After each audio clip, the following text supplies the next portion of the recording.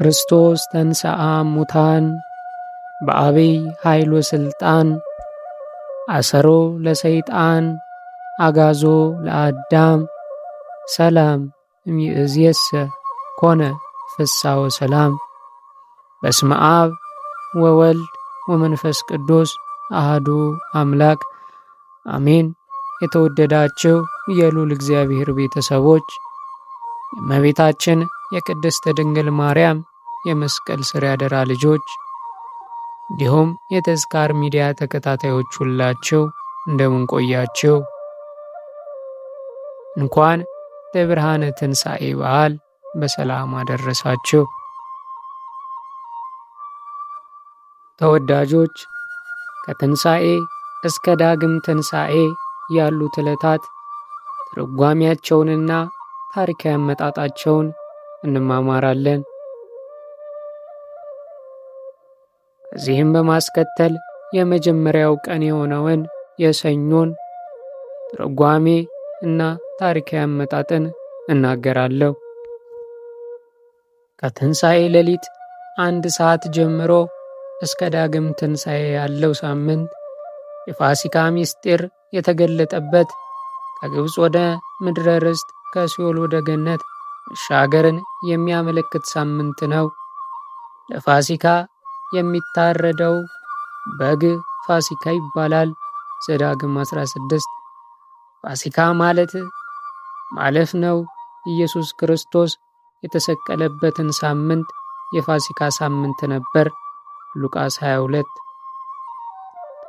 እርሱም ንጹሕ የእግዚአብሔር በግ ሆኖ ደሙን ስላፈሰሰልን ፋሲካችን ክርስቶስ ተባለ። ብሉይ ደግሞ የሐዲስ አምሳል ነው።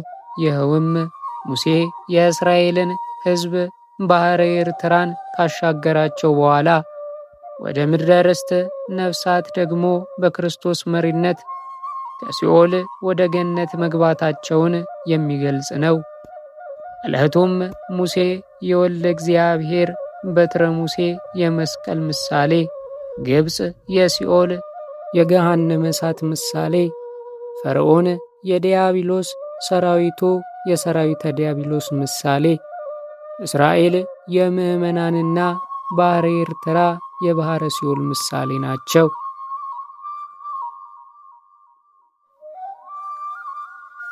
ሰኞ ማዕዶት ወይንም ጸአተ ሲኦል። ማዕዶት የቃሉ ትርጓሜ መሻገር ሲሆን በዚህ ቀን ቤተ ክርስቲያን ነፍሳት በክርስቶስ ሞትና ትንሣኤ ከሞት ወደ ሕይወት፣ ከአሳር ወደ ክብር፣ ከጨለመ ወደ ብርሃን፣ ከሲኦል ወደ ገነት መሻገራቸውንና ፋሲካችን ክርስቶስ መሆኑን ታስባለች። ስለዚህም መዝሙረኛው ዳዊት በትንቢት በመዝሙሩ እንዲህ ሲል ተናግሯል። መዝሙረ ዳዊት ምዕራፍ 16 ቁጥር 10 ነፍሴን በሲኦል አትተዋትም።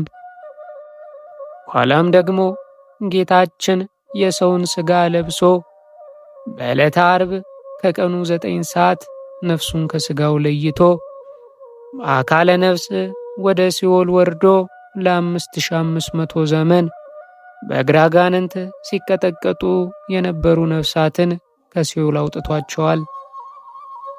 በትርጓሜያችም ላይ ተጽፎ እንደምናገኘው አዳም የአምላኩን መምጣት በመንፈስ ቅዱስ አውቆ በሲኦል ያሉትን ነፍሳት ተንሱ ለጸሎት ተነሱ ሲላቸው ጌታችንም በኃያል ብርሃን ወደ ሲኦል ወርዶ ሰላም ለኩልክሙ ሰላም ለሁላችሁ ብሏቸዋል። ከሲኦልም እስራት አውጥቷቸዋል። ስለዚህም ቅዱስ ጴጥሮስ እንዲህ ብሎ ነግሮናል። አንደኛ ጴጥሮስ ምዕራፍ 3 ቁጥር 18 በሥጋ ሞተ፣ በመንፈስ ግን ሕያው ሆነ። እርሱም መለኮትን በተዋሃደ ነፍሱ ሄዶ በወህኒ ለነበሩት ነፍሳት ሰበከላቸው። ጌታችን መድኃኒታችን ኢየሱስ ክርስቶስ በረከቱንና ረድኤቱን በእኛ ላይ ያሳድርብን። አሜን። ተወዳጆች የተዝካር ሚዲያ ተከታታዮች ከዚህ በመቀጠል በሚያዝያ 5 ቀን የሚነበበውን ስንክሳር አነባለሁ። እንደ አምላክ በሚሆን በአብ በወልድ በመንፈስ ቅዱስ ስም ሚያዝያ 5 በዚህች ቀን የካህኑ የቡዝ ልጅ ታላቅ ነቢይ ሕዝቅኤል አረፈ። ይህም ካህንም ነቢይም ሆኖ ናቡከደነጾር የእስራኤልን ልጆች በማረካቸው ጊዜ ወደ ባቢሎን ተማርኮ ሄደ። በባቢሎን አገርም ሳለ የትንቢት መንፈስ በላዩ አደረ። በትንቢቱ ውስጥ የክብር ባለቤት ጌታችን ኢየሱስ ክርስቶስ ከከበረች ድንግል እመቤታችን ማርያም ስለመወለዱና ከወለደችውም በኋላ በድንግልና ጸንታ ስለመኖሯ ተናገረ። እንዲህም ብሎ ትንቢት ተናገረ።